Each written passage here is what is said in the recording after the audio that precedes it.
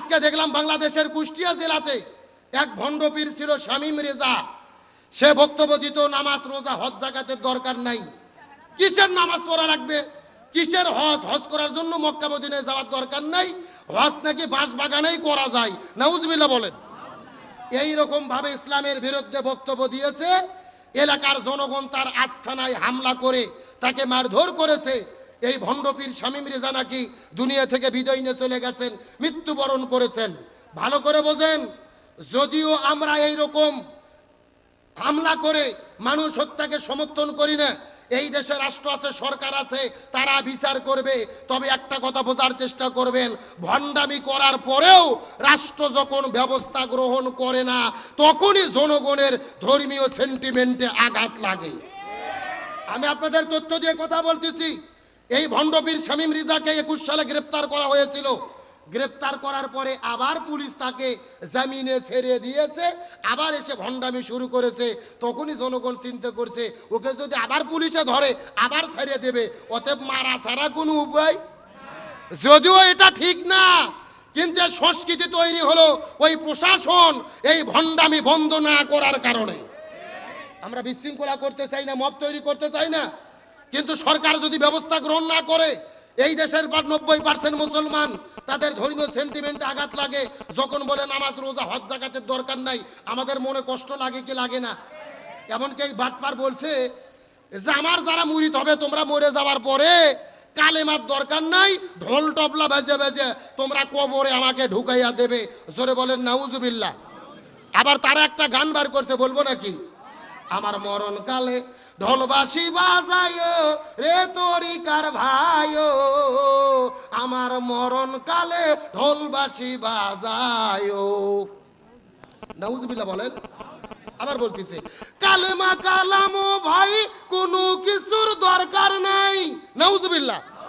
আমার গাউসদনের গুণ কীর্তন গায়ো, আমার মরণ কালে ঢোলবাসি বাজায়ো। চিৎকার করে বলেন নাউজুবিল্লাহ। আমাদের মৃত্যুর পরে কালেমার দরকার আছে না নাই? আমার নবী হাদিস শরীফের মধ্যে বলেন, মান কানা আখিরু কালামিহি লা ইলাহা ইল্লাল্লাহ ফাদাখালাল জান্নাহ। যদি কোনো মুসলমান মৃত্যুর সময় কালেমা পড়তে পারে রে, ওই একটা কালেমার ওসিলায় আল্লাহ তার নামটাকে জান্নাতের খাতায় লিখে নেয়। মান কানা আখিরু কালামিহি লা ইলাহা ইল্লাল্লাহ ফাদাখালাল জান্নাহ। রসুল বলতেছে কালেমা পড়তে পড়তে যদি কারো মৃত্যু হয়, এটা জান্নাতি মৃত্যু, ওই কালেমার ওসিলায় আল্লাহ জান্নাত দেবে। তাহলে বলেন মৃত্যুর আগে কালেমার দরকার আছে না নাই? আর ওই বাটপাড়া বলতেছে কালেমার দরকার নাই, ঢোল টবলা বাজে কবরে ঢুকে দিও। ফেরেশতারা বলতেছে তোরা ঢোল টবলা বাজা, আমরাও বাটাম নিয়ে রেডি হয়ে আছি। কতক্ষণ আজকে এই সমস্ত ভণ্ড পীরের নাম দিয়ে দিয়ে মানুষের ঈমান আকীদা নষ্ট করে দিচ্ছে। আমরা হক্কানি পীরের বিরুদ্ধে কোনো বক্তব্য দেই না। হক্কানি পীর বাংলাদেশে আছে বিদায় ওই সৌদি আরব থেকে ইসলাম বাংলাদেশে এসেছে। কথা বলেন না কেন? শাহজালাল, শাহপরান, মাইসাবার বলকি, এই বড় বড় খানজাহান আলী, এই আল্লাহর ওলিগুলো যদি না থাকতো, ইসলাম কি সৌদি আরব থেকে বাংলাদেশে আসতো? পুরো বাংলাদেশ এলাকা তো আমাদের পূর্বপুরুষেরা ছিল হিন্দু। ইসলাম কেমনে পাইছি? এই আল্লাহর ওলিদের মাধ্যমেই পাইছি। তবে একটা কথা মনে রাখবেন, যেই জিনিস যত খাঁটি তার ভেজাল তত বেশি। ভণ্ডামি আছে না নাই? আর আবার তারা মাঝে মধ্যে গান গায়, কিরমান কাতিবিন রোজগাসরের দিন মওলার কাছে যদি পরে অভিযোগ, আমি বলবো দুনিয়ায় ছিলাম ন্যাংটা বাবার লোক।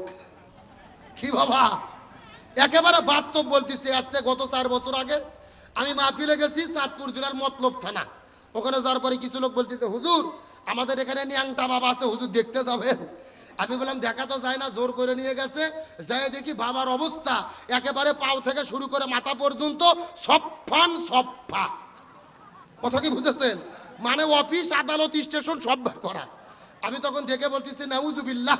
সাথে সাথে একটা মুরিদ বলতেছে, নাউজুবিল্লাহ বলবেন না হুজুর, বাবার ভেতরে মাল আছে হুজুর। কি আছে? আমি বললাম কে রে মাল আছে? মাল তো দেখাই যাচ্ছে, ও মাল তো সবার মধ্যে আছে, নতুন কি মাল আছে ওটা দেখা। কতক্ষণ ঠিক কিনা? এই বাটপারদেরকে ঝাঁটা পিটা করে দেচ্ছাড়া করা দরকার। আমরা ভণ্ডদেরকে হামলা করে মারতে চাই না, মব তৈরি করতে চাই না, তবে সরকারকেই দায়িত্ব নিতে হবে এই ভণ্ডদের ব্যাপারে ব্যবস্থা গ্রহণ করতে। এখন আসেন, আমি এতক্ষণ এই বক্তব্যগুলো আপনাদের কেন দিলাম, আপনাদের বোঝানোর জন্য উদাহরণটা দিয়েছি। এই যে জিকিরের নামে যারা বাংলাদেশে ভণ্ডামি করতেছে, বলেন তো এদের কি কোনো বিপদ বাংলাদেশে আছে? কথা কয় না। আচ্ছা বলেন তো, জিকির করলে বাংলাদেশে কোনো বিপদ হয়? নামাজ পড়লে কোনো বিপদ হয়? হজ করলে বিপদ হয়? জাকাত দিলে বিপদ হয়? একটা মাত্র ইবাদত বাংলাদেশে করলে বিপদ হয়। আপনারা বলতে পারবেন কি ওই ইবাদতের নাম কি? ভালো করে বোঝার চেষ্টা করেন, লক্ষ্য করেন। এই দেশে নামাজ পড়লে বিপদ হয় না, হজ করলে বিপদ হয় না, যাকাত দিলে বিপদ হয় না, জিকির করলে বিপদ হয় না। এই জমিনের ভেতরে তারাই বিপদের মধ্যে পড়েছে যারা জমিনের ভেতরে কোরআন বিজয়ের আন্দোলন করেছে।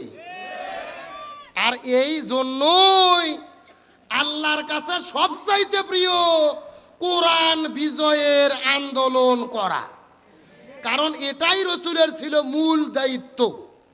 ভালো করে বোঝেন, আমাদের নবীজি রমজান মাসে 16 দিন রোজা রেখেছে। কয় দিন?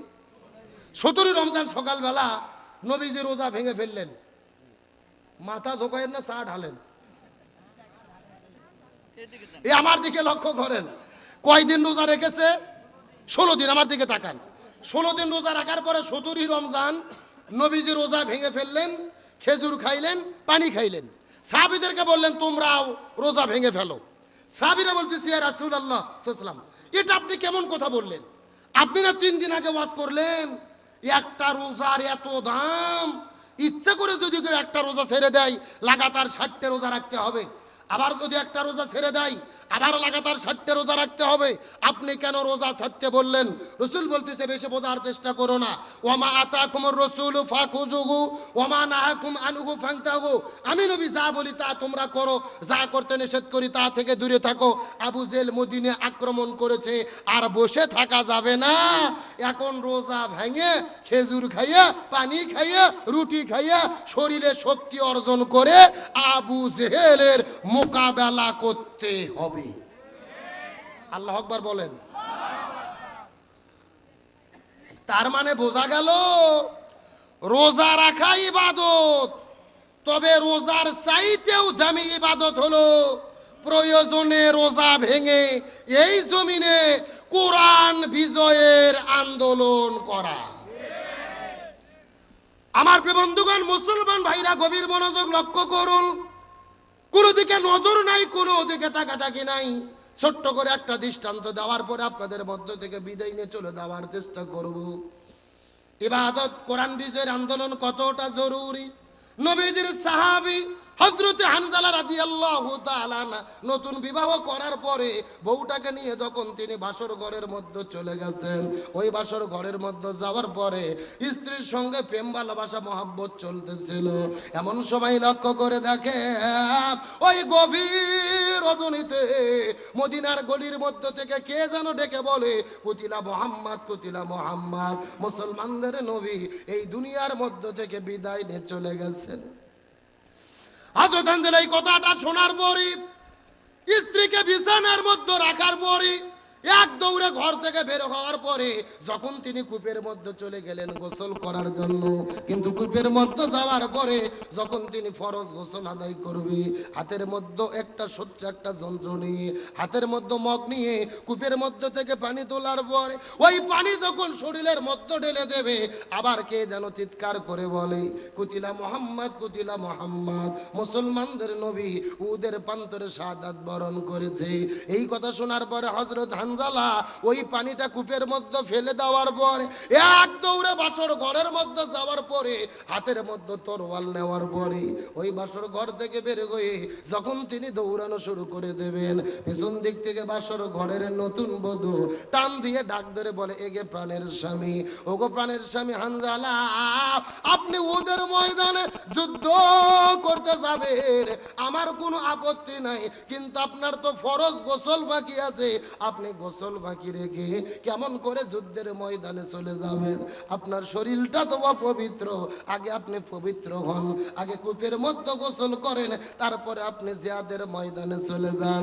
হানজালা ডাকতে বলে, বিবি রে, আমি যদি এখন কূপের মধ্যে গোসল করা শুরু করে দেই, আর মুসলমানদের নবী ওই উহুদের প্রান্তরে যদি শাহাদাত বরণ করে, ওই হাসরের ময়দানে আল্লাহ যদি আমাকে জিজ্ঞেস করে বলে, হানজালা রে, মুসলমানদের নবী উহুদের প্রান্তরে শাহাদাত বরণ করে বিদায় নিল, আর তুমি বাসর ঘরের ভেতরে কেমন করে সময় পার করলে, আমি তখন আল্লাহর কাছে কেমন করে জবাব দেব?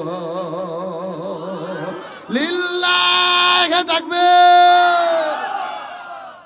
মুসলমানদের নবী যদি ওদের প্রান্তরে বিদায় নিয়ে চলে যায়, আর আল্লাহ হাসরের ময়দানে যদি আমাকে জিজ্ঞেস করে বলে, হানজালা, মুসলমানদের নবী বিদায় নিয়ে চলে গেল, তুমি কেমনে বাসর ঘরের মধ্যে সবাই কাটালে, আমি তখন আল্লাহর কাছে কেমন করে জবাব দেব? এই কথা বলার পরে হাতের মধ্যে তরোয়াল নেওয়ার পরে হানজালা বাসর ঘর থেকে বের হয়ে উহুদের প্রান্তরে দৌড়ানো শুরু করলেন। দৌড়াইতে দৌড়াইতে ওই উহুদের প্রান্তরে লক্ষ্য করে উপস্থিত হওয়ার পরে লক্ষ্য করে দেখে কাফির এবং বেঈমান মুমিনদের সঙ্গে যুদ্ধ শুরু হয়ে গেছে। হযরতে হানজালা ওই জায়গায় কাফিরদের সঙ্গে যুদ্ধ করা শুরু করে দিলেন। ফজর নামাজের আজান হয়ে গেল, নামাজ পড়তে পারলেন না, তার কারণ তার ফরজ গোসল বাকি ছিল, শরীরটা অপবিত্র। একদিকে ফরজ গোসল বাকি, আর একদিকে ফজর নামাজ কাজা, জোহর কাজা, আসর কাজা, এক নয় দুই নয় তিন ওয়াক্ত ফরজ নামাজ কাজা করেছে।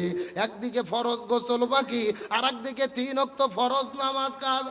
এইরকম যুদ্ধ করতে করতে আসর নামাজ পড়ে মাগরিবের নামাজের কিছু সময় আগে লক্ষ্য করে দেখা গেল পিছন দিক থেকে একটা জালেমের বাচ্চা আসার পরে হযরতে হানজালা কাদের ওপরে একটা তরোয়াল দিয়ে বিশাল জোরে একটা আঘাত করেছে। ওই হযরতে হানজালার দেহ থেকে কাল্লাটা আলাদা হয়ে মাটির মধ্যে পড়ে গেছে। এ সাবরুল মুসলমান গভীর মনোযোগ লক্ষ্য করুন। বাসর করে বউ রেখেছে, ওদের প্রান্তরে শাহাদাত বরণ করলেন, দেহ এক জায়গায় পড়ে গেল, তার কাল্লা মাথাটা এক জায়গার মধ্যে পড়ে গেল। শুধুমাত্র হানজালা নয়, নবীজির ৭০ জন সাহাবী উহুদের প্রান্তরে শাহাদাত বরণ করে দুনিয়া থেকে বিদায় নিয়ে চলে গেছে। আজকেও যারা মক্কা মদিনায় হজ উমরা করতে যাবেন, ওই মদিনায় যাওয়ার পরেই কিন্তু লক্ষ্য করে দেখতে পারবে উহুদ পাহাড়ের পাদদেশে একই জায়গার মধ্যে ৭০ জন সাহাবীর কবর রয়েছে। এই মাহফিলটা চতুর্দিক থেকে যেই রকম ঘাও করে দিয়ে রাখা হয়েছে, ওই রকম উহুদ পাহাড়ের নিচে চতুর্দিক থেকে বিশাল বড় পাঁচিল দেওয়া হয়েছে। নবীজি ৭০ জন সাহাবী একই জায়গার মধ্যে ঘুমিয়ে আছেন। এই ৭০ জন সাহাবীর নামগুলো কি কি ওই জায়গার মধ্যে খোদাই করে করে করে করে সুন্দর করে লিখে দেওয়া হয়েছে। আমার নবীজি বড় দয়া করে, মায়া করে, মহব্বত করে করে, কান্না করে করে, ভালোবেসে রে নবীজি নিজে গাতে ওই ৭০ জন সাহাবীকে উহুদের প্রান্তরে কবরস্থ করে রেখেছে।